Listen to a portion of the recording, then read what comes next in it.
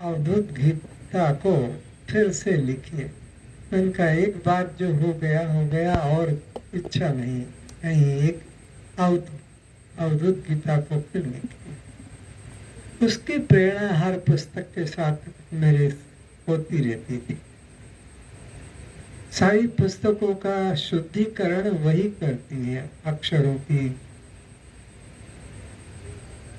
भूल, मात्राओं की भूल, वाक्य रचना में भूल, सरल बनाना, सुगम बनाना, सब पुस्तकों में उसका ये हाथ रहा कि पुस्तक को कैसे सुगम सरल बनाया जाए ताकि हर व्यक्ति को समझ में आ जाए, कोई को समझाने की जरूरत ना हो।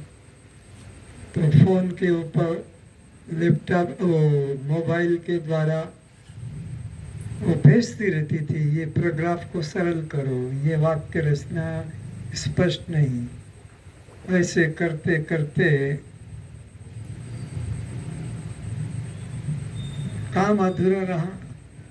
पर अभी जब ये करुणा की कृपा से यहाँ आना हुआ और यहीं पर ही प्रेस में रहना हुआ तो सरल हो गया। नहीं तो वो आपके आश्रम से यहाँ रोज प्रूफ लेके आना, फिर यहाँ से करेक्शन करके वापस मुझे देना, तो एक एक प्रूफ में, एक एक पेज में ही एक एक दिन लग जाता। लेकिन यहाँ तो आरती को भी मालूम है, एक दिन आई थी मेरे पास कि बहुत दिन हो गए आश्रम नहीं गए। तो मैंने कहा ये काम यहाँ हो रहा, बोले आश्रम से भी हो जाएगा। तो मैंने कहा जाओ तो नीचे एक पेज ठीक करा के लाओ। वो नीचे गई, जब तक वो हुआ फिर लेकर आई, फिर मैंने पढ़ा, फिर उनके जाओ फिर इसको लेकर आओ। तो ये तो बड़ा मुश्किल काम है, बार बार ऊपर नीचे और यहाँ हो जाता है। नहीं ये वहाँ नहीं होगा, आप यही कर लीजिए। वो पुस्तक अभी करीब मुझे यहाँ कितना समय हुआ, यहाँ आकर हुआ और वो पुस्तक तैयार हो गई। नाम तो अवधूत गीता है, सुना है कि उनके 24 गुरु थे। एक एक गुरु से एक एक शिक्षा प्राप्त हुई है।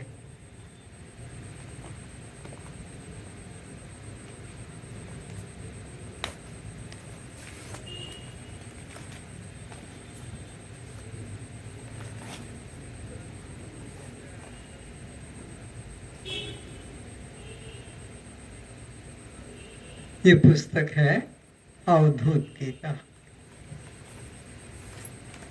पढ़ने से ही उसका विषय लगेगा कि ये अद्भुत पुस्तक है। अष्टावक्र जी की गीता के मुकाबले में, और हर अध्याय के बाद में एक महावाक्य भी उसने रखा है। चाहे वो विषय पूरा याद न रहे, पर वो महावाक्य सबको याद रहेगा। और कुछ मुख्य गुरुओं के चित्र भी बना दिए कि हाथी को गुरु बनाया, चिड़िया को गुरु बनाया, अजगर को गुरु बनाया, किसी साधु को गुरु बनाया, किसी युवती को गुरु बनाया, ऐसे वो भी दे रखा है। तो ये पुस्तक जिज्ञासुओं के लिए प्रस्तुत हो गई है। सब परेशान थे, स्वामी जी क्या कर रहे हैं, पुस्तक लिख रहे हैं। जो देखो कब होगा पूरा कोई भरोसा नहीं। सुन के भी थक गए वो लोग। हम स्वामी जी को बुलाना चाहते हैं और आप उनको अपने यहाँ फंसा कर अटका के रखे पुस्तक के बहाने। कोई पुस्तक बन नहीं रही है, छप नहीं रही है। आज वो देख सकेंगे कि वो पुस्तक छप गई है। और भी एक साइड में पुस्तक रखी है, मुझे तो पता नहीं क्या है। यहाँ ये भी यहीं पर किसी प्रेस की वजह से, बापू निका की वजह से एक और पुस्तक यहीं पर बन गई। इसका नाम है श्री अणु गीता। पूरी गीता का सारांश थोड़े से में आपको मिल जाए। 18 अध्याय, 700 श्लोक पढ़ने की आवश्यकता नहीं। सार की चुनी हुई बातें क्योंकि गीता में तो कर्म भी लिखा है, उसको ठीक कहा, फिर भक्ति को भी लिखा है, उसे भी ठीक कहा, फिर योग को भी लिखा है, उसे भी ठीक कहा, संसार को भी लिखा है, वो भी ठीक कहा, महाभारत का युद्ध का वर्णन है और ज्ञान आखिरी में है। तो अभी पढ़ने वाला ऊब जाता था, कभी तो कहते हैं कर्म ठीक है, कभी कहते हैं भक्ति ठीक है, कभी कहते हैं योग ठीक है, कभी कहते हैं ये राज्य के लिए युद्ध करना ठीक है, तो क्या हम करें। तो उनकी उलझ पढ़ के और रख देते थे, ज्यादातर थोड़े दिन में मन हट जाता था। तो उन लोगों के लिए गीता को सार रूप में रख दिया जो उनके काम का है। तो मेडिसिन स्टोर पे तो बहुत दवाएं हैं, रोगी को सब दवा खाने की आवश्यकता नहीं, जिस दवा के लिए डॉक्टर ने लिखा है बस उसी दवा को खाना है। तो ये उसी प्रकार की अणु गीता बन गई है। आपको 700 श्लोकों का स्वाध्याय का समय नहीं है, आप इस अणु गीता को पढ़ेंगे, पूरी गीता का सार उसमें मिल जाएगा। और भी पता नहीं मुझे क्या क्या इन्होंने छाप दिया, इन्हीं 4-5 महीने के अंदर।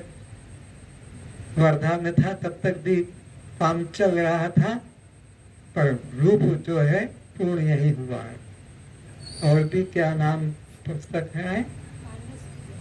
मानस उपासना, मानस पूजा। भगवान जगत गुरु शंकराचार्य जी की मानस पूजा।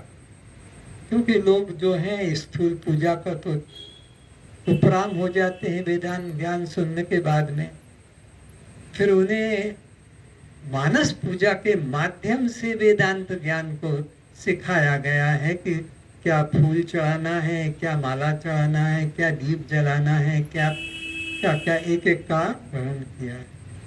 वो भी छपने को करीब करीब पूरी ही हो गई होगी और कुछ बाकी होगा इस मुझे पता नहीं।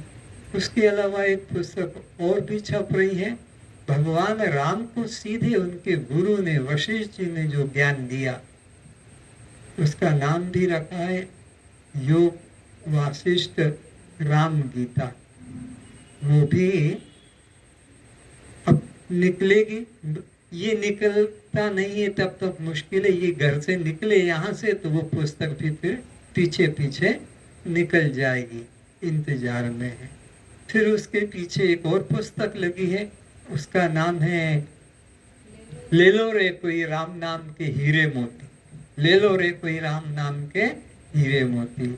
वो भी निकलने वाली ही करीब करीब है। बस ये निकला कि खटाखट वो पुस्तक है, क्यों कि मेरे पीछे व्यस्त हो जाते ना मेरे कामों की वजह से, तो इसलिए वो कुछ बोल नहीं पाते हैं कि अब आप निकलो जल्दी यहाँ से। अब कोई बुलाने वाला भी हिम्मत नहीं करता है, क्योंकि ये कोरोना की वजह से दोनों मुसीबत थी।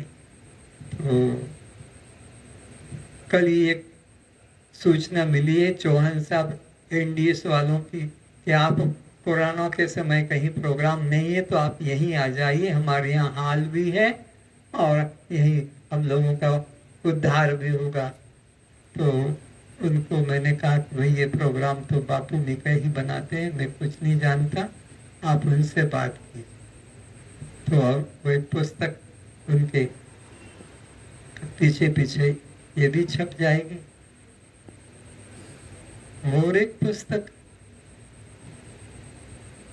जिन खोजा तिन पाइया, वो भी छपने जा रही है। ये फालतू बैठ रहा, इसको फालतू बैठा के कोई खिलाता नहीं है, खिलाता उससे ज्यादा निकाल लेते। दिन रात ये लो, अब इसको देखो, इसका करेक्शन करो, इसमें ये पूरा करो, दिन रात यही होता रहता था। अब मैंने हाथ जोड़ लिए, लिखने से अब उपराम हो गया, अब मुझे और जरूरत नहीं, जितने ग्रंथ हैं बहुत हैं। तो अपने मुख्य विषय पर आते हैं कि अनादिकाल से संसार का प्रत्येक प्राणी अपने वास्तविक स्वरूप को न पहचानने के कारण, इस छोटी सी भूल के कारण आप कोई सवाल करें गणित का और आप 2 और 2 3 कर दें और फिर कितना लंबा वो सवाल करें, वो आंसर गलत आए, क्योंकि प्रारंभ में ही 2 और 2 3 या 2 और 2 5 कर दिया, तो फिर तुम्हारा जो भी आंसर निकलेगा वो गलत होगा, चाहे जितने भी एक्सपर्ट मैथमेटिक्स के अंदर आप हो। तो ये अपनी छोटी सी भूल जरा सी कि मैं दे हूं, बस इससे अब तुम योग करो, यज्ञ करो, जप करो, तप करो, दान करो, तीर्थ करो, व्रत करो, उपवास करो, क्यों जो कुछ भी किया या करो, सब निष्फल जाएगा, सब तुम्हें 84 में भटकाएगा। ये छोटी सी भूल कि अपने को देह मान लिया, इस कारण से जीवात्मा दुख को प्राप्त हो रहा है। अब उस दुख से छूटने के लिए क्या किया जाए, तो साधुओं को, गुरुओं को खोज की जाती है। तो वे गुरु भी उन्हीं पुरानी सिद्धांतों को, पुरानी मान्यताओं को, पुराने पाठ्यक्रम को पढ़ाते सुनाते रहते हैं, पर उससे भी शांति तो नहीं मिलती है। ऐसा कोई गुरु चाहिए जो उनको शास्त्रों के जाल से मुक्ति दिलाकर बाहर से अपने ही आत्मा की ओर लौटा सके। बस दिशा बदलने वाला गुरु चाहिए। जिधर वो जा रहे हैं वो दिशा में भगाने वाला गुरु नहीं चाहिए कि भागो रे भागो, भागो रे भागो, ये मंदिर, वो मंदिर, ये तीर्थ, वो तीर्थ, ये आज उत्सव तो कल उसका जन्म दिवस, तो कभी राम का, कभी कृष्ण का, कभी शंकर का, नाना प्रकार के। हाँ, हमें ऐसा गुरु चाहिए जो बाह्य प्रवृत्ति मार्ग से हटाकर और आत्मा की ओर लौटा सके, तभी इसको शांति मिल सके। तो ऐसा कोई गुरु मिले। अभी भजन भी तो श्रद्धा जी गा रही थी, साधु में तो ऐसा जो कमाया, या मैंने ऐसा गुरु सामर्थ्य पाया कि उसने अपने ही अंदर उस परमात्मा का अनुभव कर, न कहीं गया और न कहीं आया। तो ऐसा खोजते खोजते राजा जनक जी ने बहुत परिश्रम किया, पंडितों को बुलाया, कथाएं उपनिषदों की रोज होती थी, उसमें बैठते थे, लेकिन समाधान नहीं मिलता था। आत्मा के बारे में मन पूरा स्वीकार नहीं कर पाता था। फिर भाग्य से अष्टावक्र जी मिले और उन्होंने जनक को देखा कि भरी सभा में सबके सामने मुझे साष्टांग प्रणाम किया। लोगों को तो देखना पड़ता है कि ये कौन है और मैं कौन हूँ, मेरी समाज में क्या इज्जत है और मैं इसको कैसे प्रणाम करूं।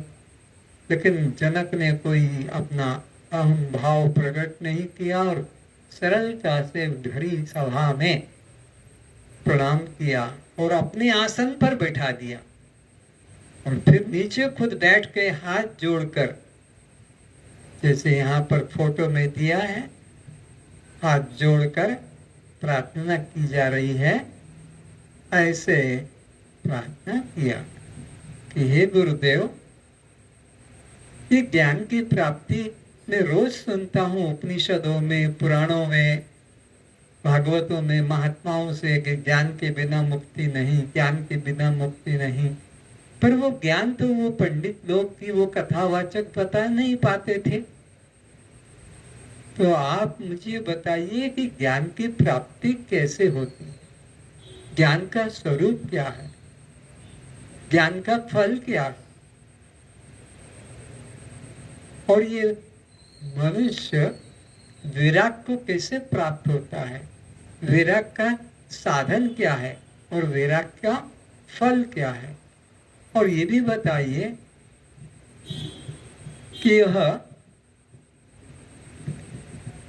संसार का कारण क्या है और कैसे इसकी निवृत्ति होगी। अष्टावक्र जी ने सोचा कि है तो ये जिज्ञासु, न तो संसार संबंधी ये कुछ विकास चाहता है कि मेरा परिवार, मेरा संसार, मेरा राज्य बढ़े, न ये स्वर्ग आदि लोगों की इच्छा कर रहा है। नहीं तो ज्यादातर तो लोग सुख संपत्ति घर आवे कष्ट मिटे तन का, ज्यादातर तो लोगों की यही अभिलाषा रहती है, मैं सुखी और मेरा परिवार सुखी, बाकी सब भाड़ में जाए, कोरोना में मरे, लेकिन मैं बचूं और मेरा परिवार बचे, बस सबकी यही इच्छा। लेकिन इन्होंने तो ये कोई बात ही नहीं की संसार की वृद्धि की, और स्वर्ग लोक आदि में भी जाने की इच्छा नहीं की, क्योंकि कुछ लोग संसार से वैराग्य लेकर स्वर्ग जाने की इच्छा करते हैं कि स्वर्ग में बहुत सुख मिलता है, वहां पर मनमानी अप्सराएं मिल जाती है, देवांगनाएं मिल जाती है, उर्वशियां मिल जाती। यहाँ तो किसी सुंदर स्त्री को देखकर हाथ बढ़ाओ तो जूते खाओ, और वहां तो जो चाहो जो भोग का सब सुविधा, संकल्प करने से महल तैयार, संकल्प करने से भोग तैयार, न तुमको गेहूं पिसाने की जरूरत है, न मोहन थाल बनाने की जरूरत है, न तुम्हें कुछ नौकरी काम की जरूरत है, इच्छा करो सारी चीजें सामने आ जाती। तो ये कुछ लोग संसार से वैराग्य लेकर स्वर्ग जाने तक की भी बात करते हैं, पर इसने तो न संसार की बात पूछी है कि कैसे मेरी वृद्धि होगी और कैसे मैं स्वर्ग वैकुंठ जाऊं, वो भी नहीं पूछा है। इसने तो पूछा है मुक्ति की प्राप्ति कैसी होती है, मुक्ति का स्वरूप क्या है और मुक्ति का कारण क्या है, ये बात पूछी है। तो इसको मुझे अब कर्म उपासना की बात नहीं बताना चाहिए, क्योंकि कर्म उपासना की बात का वो अधिकारी है जिनको कि आत्मज्ञान नहीं हुआ है, वो लोग कर्म उपासना के अधिकारी हैं, ताकि उनका मल विक्षेप दोष दूर हो सके। और तो इसको मैं ये कर्म कर, ये योग कर, ये तीर्थ कर, ये साधन कर, ये ना बताऊं, इसको मैं बताऊं साधन, मोक्ष का जो साधन है, विवेक, वैराग्य, सत संपत्ति और मुमुक्षुता, इसकी बात बताऊं, इसको और किसी काम में न जोड़ो। तो अष्टावक्र जी ने उसे धीरे धीरे क्रम से अपना उपदेश प्रारंभ किया और उसे पूर्णता का बोध हो गया। जनक जी अपने गुरु से अपनी स्वरूप की बात समझकर, अनुभव करके, और अब अंदर से धन्य धन्य हो गए, और गुरु से कहा कि अब मैं धन्य धन्य हो गया, कृत्य कृत्य हो गया, जो कुछ मुझे करना था, पाना था, जानना था, अब मुझे करना, पाना, जानना बाकी नहीं है। और मैं इतनी शीघ्रता से ये बात जान लिया, इसके लिए मैं अपने आप को भी प्रणाम करता हूँ, अपने आप को कि धन्य हो, धन्य, मैं अपने आप को धन्य। इतने मुश्किल का ये विषय इतने युगों से करते आ रहे थे और कर रहे हैं, कोई नहीं जान पा रहा, पर हे गुरुदेव आपकी कृपा से मैंने यह जान लिया है। तो गुरुदेव अब उसको क्या कहते हैं, सुने। भोगम कर्म समाधिं वा कुरु विज्ञा तथापि ते चित्तं निरस्तत् सर्वं सत्यर्थं रोचयिष्यति। हे ज्ञान घन, भोग, कर्म अथवा समाधि को तू चाहे साधे तो भी तेरा चित्त स्वभाव से सभी आशाओं से रहित होने पर अत्यधिक लोभायमान रहेगा। फिर से पढ़ो। भोग, कर्म अथवा समाधि को तू चाहे साधे तो भी तेरा चित्त स्वभाव से सभी आशाओं से रहित होने पर भी अत्यधिक लोभायमान रहेगा। तू कोई भी साधन करे, लेकिन अगर तेरे मन में विषयों से वैराग्य नहीं हुआ है, मन में लोभ रहेगा, तो ये इससे तेरे को सिद्धि प्राप्त नहीं होगी। इसलिए पहले तो तुझे संसार के सभी विषयों को निर्वासनिक हो जाना है, कोई भी प्रकार की वासना न रहे, तब जाकर ये बुद्धि में ज्ञान ठहर पाएगा। अष्टावक्र जी कहते हैं, हे जनक, यह चित्त का स्वभाव निम्नगामी पानी की तरह सदा विषयों की ओर आकर्षित होने वाला है। ये मन का स्वभाव बता रहे हैं अष्टावक्र जी कि तुम मन के लिए सदा ही चिंतित रहते हो, मेरा मन ऐसा, मेरा मन ऐसा, जब देखो जब मन की शिकायत करते रहते हो। तो ये मन के स्वभाव को जान लो। तुम चाहते हो कि मन चंचल न रहे, हर हमेशा ही कि तो मेरा मन तो बहुत चंचल है, मेरा मन रुकता नहीं, मेरा मन ठहरता है। अच्छा, तो ये मन की चंचलता को तुमने बनाया है कि ये प्रकृति ने बनाया है? मन को, मन की चंचलता को तो प्रकृति ने बनाया है। तो प्रकृति के नियम को कोई बदल नहीं सकता। पानी का नीचे की तरफ लुढ़कना, बहना, यह हमारे प्रयत्न की आवश्यकता नहीं, उसका स्वभाव है नीचे की तरफ जाने का। दीपक की फ्लेम ऊपर की तरफ उठाने के लिए कोई हमको पाइपलाइन नहीं देना पड़ती है कि मकान के ऊपर जाके निकले, वो अपने आप ही दीपक की आग की फ्लेम लो ऊपर उठती है, स्वभाव है। अच्छा, तो ये बता, ये श्वास तू चलाता है कि ये प्रकृति से चलता है? बोले प्रकृति से चलता है। कान में शब्द तू सुनने के लिए संकल्प करता है तब ये घुसता है कि वो अपने आप घुस जाता है? बोले अपने आप। तो फिर आंख को खोलना और बंद करना ये तेरे हाथ में है कि वो प्रकृति के? प्रकृति के। तो तू नहीं चाहता है ना कि मन चंचल रहे, तू नहीं चाहता, तो तेरे प्राण को रोक दे। नहीं नहीं नहीं, मर जाऊंगा फिर तो। प्राण कैसे रोकेंगे? प्राण के बिना तो ये जैसे प्राण का आना जाना ये प्रकृति का है धर्म, ऐसे ही मन का विषयों की तरफ जाना यह प्रकृति का नियम है। अगर मन नहीं जाएगा तो विषय का ग्रहण या त्याग कैसे करोगे? खेती कैसे करोगे? नौकरी कैसे करोगे? व्यापार कैसे करोगे? अपने परिवार का पालन कैसे करोगे? बच्चों की सुरक्षा कैसे कर पाओगे? ये तो सब जरूरी है। तो ये प्रकृति के द्वारा हो रहा है। तो अब ये बता कि सारी दुनिया में जो भी हो रहा है ये अपने अपने द्वारा हो रहा है कि प्रकृति के द्वारा? बोले प्रकृति के द्वारा। तो जब सारे दुनिया के काम प्रकृति के द्वारा हो रहा है तो तेरे ही परिवार का काम तू करेगा, तू कर रहा है क्या? वो परमात्मा की शक्ति कम पड़ गई है जो तेरे घर का परिवार का पालन वो नहीं करके तुझे करना पड़ता है? तो ये प्रकृति का धर्म है। तो इसका दृष्टा बन जा, तो इसका साक्षी बन जा, तो इसका कर्ता या भोक्ता मत बन। ये तेरे हाथ की बात नहीं।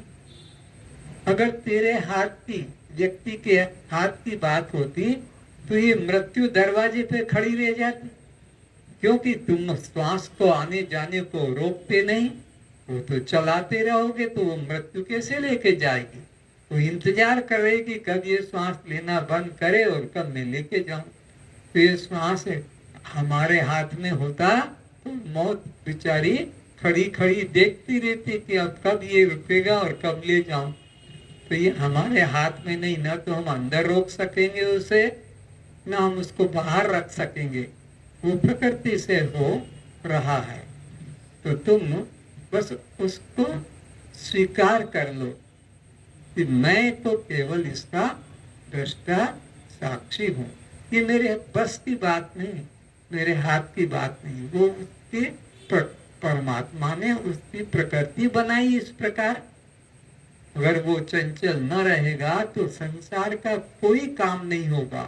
अरे ब्रह्मा का मन चंचल नहीं है, विष्णु का मन चंचल नहीं है, ओ सॉरी ब्रह्मा का मन स्थिर नहीं है, विष्णु का मन स्थिर नहीं है, शंकर का मन स्थिर नहीं है, स्वयं राम कृष्ण आदि का भी मन स्थिर नहीं है।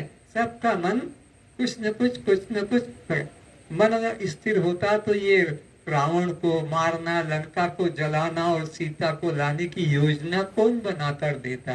ये प्लान कौन बनाकर देता?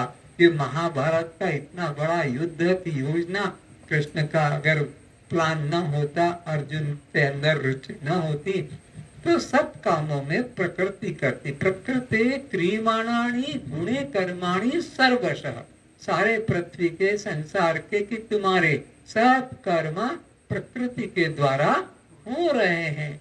पर मूर्ख व्यक्ति, अज्ञानी व्यक्ति उन प्रकृति के किए कर्म को मैं कर रहा हूँ, मेरे द्वारा हो रहा है, मेरे बिना घर नहीं चलेगा, मेरे बिना परिवार नहीं चलेगा, मेरे बिना ये काम नहीं होंगे, ये मिथ्या अहंकार करता है। सब अहंकार करने वाले मर भी जाते हैं तब भी उनके घर का काम, बचे हुए लोगों का काम अपने आप चलता रहता है। इसी प्रकार यह मन विषय भोगों को कितना भी भोग कर शांत होते नहीं देखा। मन ये इतना मिल जाएगा तो मैं शांत हो जाऊंगा, इतना मिल जाएगा तो मैं शांत हो जाऊंगा।